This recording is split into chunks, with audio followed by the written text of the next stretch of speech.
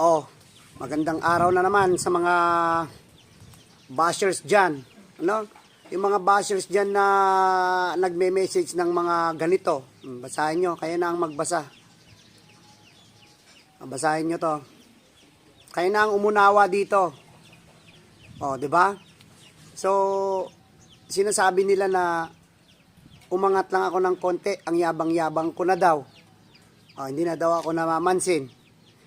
Yung mga nagagalit sa akin na mga yan, kilala ko pa kayo. Buti nga, nilalagyan ko pa ng ng cover.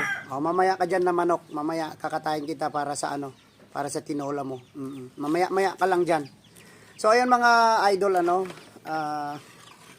kung sino pa yung mga kamag-anak mo, sila pa yung gustong humila sa'yo pababa. No? Hindi, sana masaya sila. Bakit ako magyayabang? Tagalog tayo kasi Ilocano yung mga nangbabas sa akin ngayon.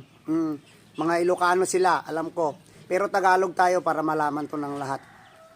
Sinasabi nyo na nagyayabang ako. Yung kinakain ko nga, pichay lang eh. Oh, pichay. Binili ko pa to, ang mahal-mahal. Pero gulay lang yan. Ba't nyo sinasabi na mayabang ako? O, tinapa lang yung yung sahog. O, itlog, mga dito lang. Asan yung kayabangan na sinasabi nyo dyan? Oh, hindi ako nagyayabang sa buhay ko dahil wala pa naman akong ipinagyayabang. Wala pa talaga akong nararating. So kayong mga basher, kayong yung mga may sama ng loob sa akin, ay nako. Ayusin nyo yung buhay nyo, wag yung buhay ko yung binabantayan nyo. Okay lang na bantayan nyo ako. Dapat sumuporta kayo. Kasi yung mindset kasi ng mga Pilipino, pag may nakita silang umaangat, nandun sila sa baba, pilit kanilang hinahatak pababa.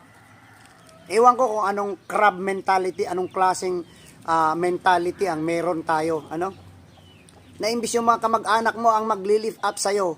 Hindi, sila pa mismo yung gustong humila sa'yo pababa. Sinasabi, mayabang. Bakit ako magyayabang? Hindi nga ako makabili ng bago kong damit, oh. Pare-parehas na nga yung sinusuot ko. Sasabihin nyo, nagyayabang lang ako sa mga ginagawa ko. Tingnan nyo mga kinakain ko, mga gulay lang. Tapos sasabihin nyo, mayabang. Mention ko kayo eh.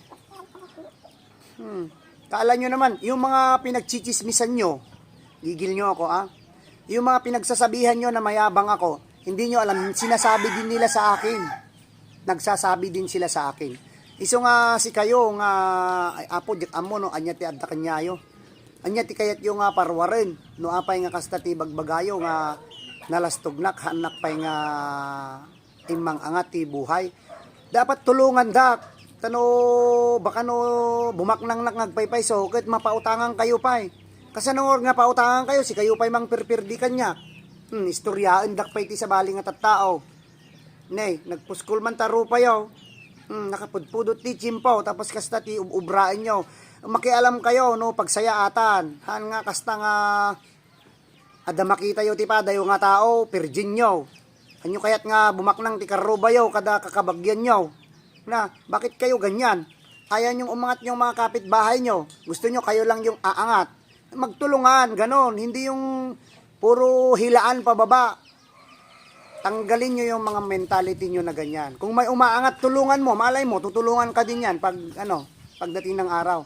Hindi yung kayo pa yung hihila pababa sa kapwa nyo o sa kamag-anak nyo. Siyempre, mamaya ka lang dyan. Siyempre, yung lahat tayo gustong umangat. Pero ang pangit kasi sa mentality ng mga Pilipino, kung may aangat na kapitbahay o kamag-anak, masama yung loob nyo, malungkot kayo. Ay mamaya, malapit ng hapon, maghintay-hintay ka lang. Diba? Huwag ganon. Huwag yung masama yung loob nyo pag may umaangat sa kapitbahay nyo o kamag-anak nyo. Kayo pa mismo na kamag-anak, kayo pa yung parang hindi masaya sa ikakaangat ng kamag-anak nyo. Gusto niya i-mention ko kayo dyan eh. Kilala ko kayo, kilala ko din yung mga pinagsasabihan nyo, sinasabi din sa akin. Okay, ganyan, pagkain yung hinaharap ko, pero sasabihin nyo, mayabang ako. Mangan tayo kit din. Hindi mas mangan tigulay. Idi awang ko, bagayo. Ang masinso de tanga tao, ta dabagbagtit na. Ken sadot, kun kunayo ide. Tatata makita yung adabasit nga pagsayatan ti pinagbiag. Ibagayaw nalastog mat nya nga ti kaya yung tatanga parwaranan. Sobra kayo maten. Hindi nyo na naisip na lahat tayo nagpupursige. Hanyo kaya ti mabate. Hanak mo't makikumkumpetensya ti pinagbiag yun, no? Apay nga hang kayo mo't nga pakpakialaman, apay pakpakialaman nyo ti personal nga pinagbiag ko, no? Anyaman ti mapaspasamak ti pinagbiag ko. Makialam kayo, tumulong kayo, tatulungan kayo mo't kasi nung mga damay tulong ko. Naawan, di pipinasin siya tayo. Tagpaparesto yung nga na pobre. Hanga talag, pirpirdi ti ububrain nyo. Tadagigi pagipulpulungan nyo, wag ipulpulong malaking niya. Ito pa yung walang ambag sa buhay ko. Sila pa yung malakas magsalita. No? Kung gusto niyo tumulong, mag-send kayo sa GCash ko.